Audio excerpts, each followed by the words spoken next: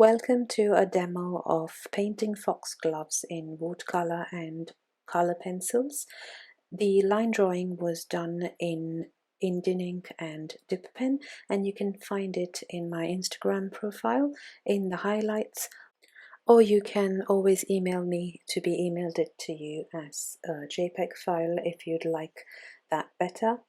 So the colors suggested here are just the colors that I have been using. You are free to use any colors that you prefer. And we start off by wetting the shapes that we are going to paint. The reason why I did that is because I like the soft transition of the pigments on paper when the paper is already wet.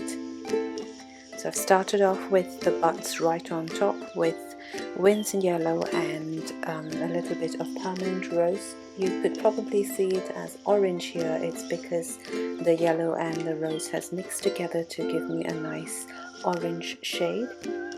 And sap green for the buds and the stem.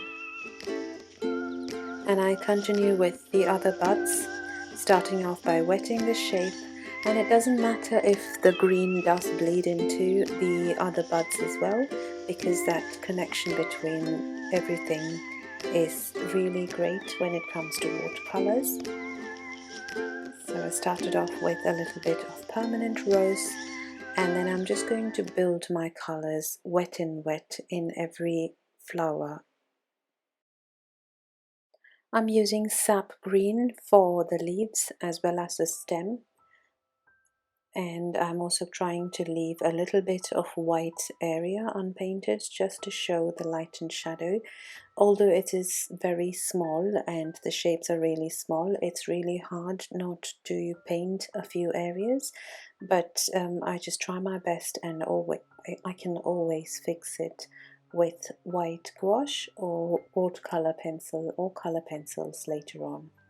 So I'm just going to continue with the same repetition of wetting the shapes first and then adding in the pigments for each and every flower. And I'm also going to use a little bit of indanthrene blue for the purpley shade, as well as get the greens to bleed into the rose as well for a little bit.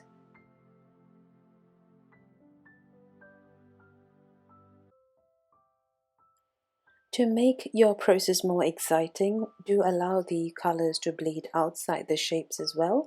So you can do that just by adding a little bit of water outside those shapes like I'm doing here.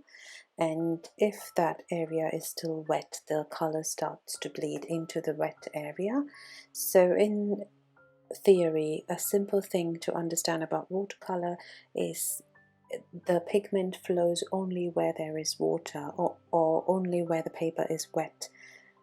So you can give that a try. It is a fun thing to do, and to just watch the pigments mix and bleed into each other on paper.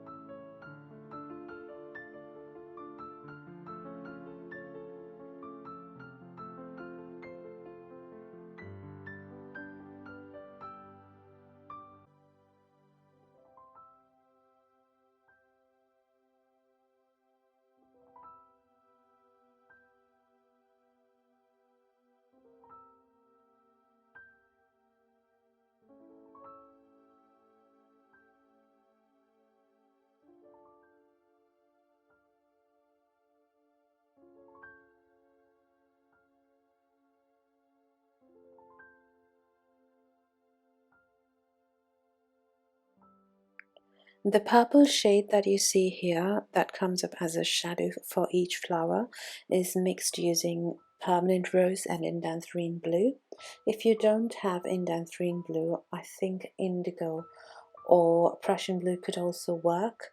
But if you are looking for a little bit more vibrant shade of purple, I highly suggest that you give ultramarine blue a try as well.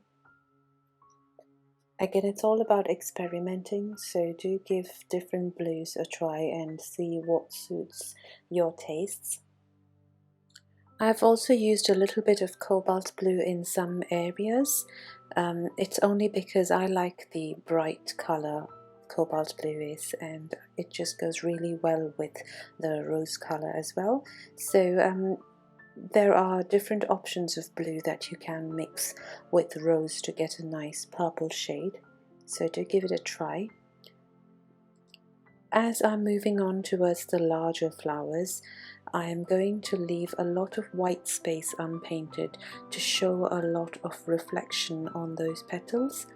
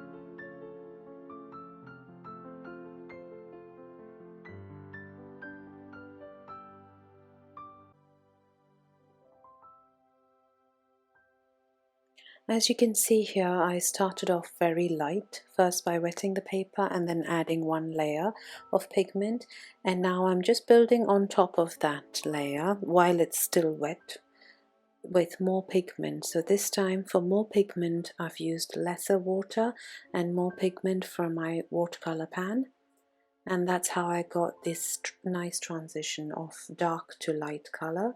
And that dark to light transition is what creates the 3D look or the realistic look of those flowers.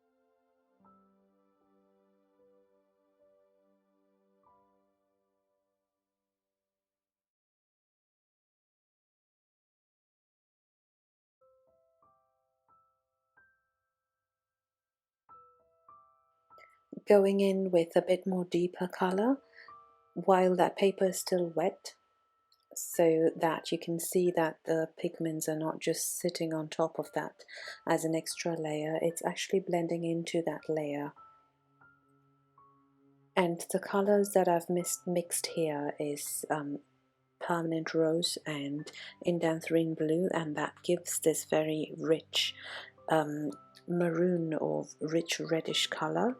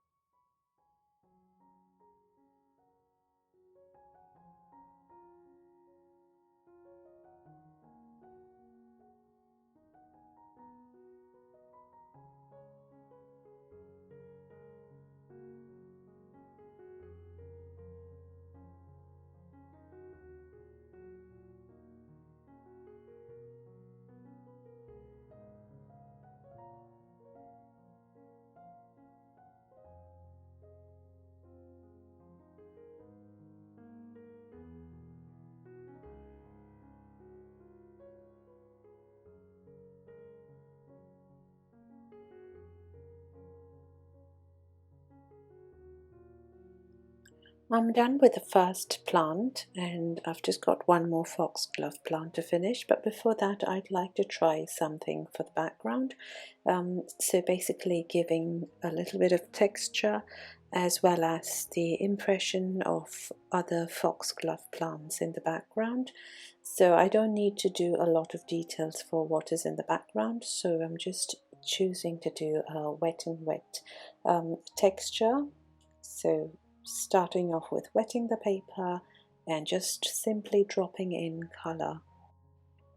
I'm also trying to create the impression of another foxglove plant in the background. So you can see I'm using the colors. So this time it's slightly different, it's more yellow and orange. It's just because I've mixed the yellow and permanent rose together. So you can see I'm working wet and wet, just letting the colors mix and bleed into each other. I'm not really too much worried about the details of what is in the background. And you can, if you don't like to do this, you can always do a little bit of splattering with your paint, and it just creates a beautiful effect in the background.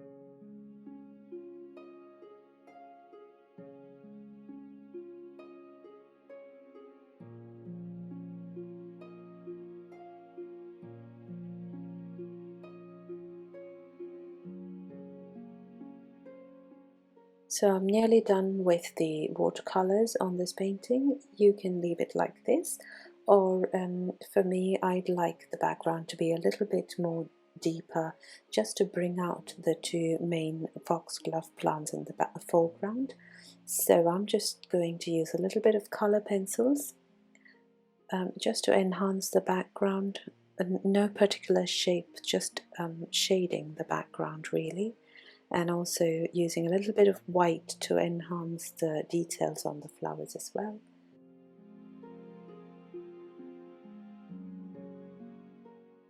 And I think I'm done with my painting. Feel free to paint along if you like, and you can always email me or contact me on Instagram or comment below if you do have any questions. Thank you for watching. Bye.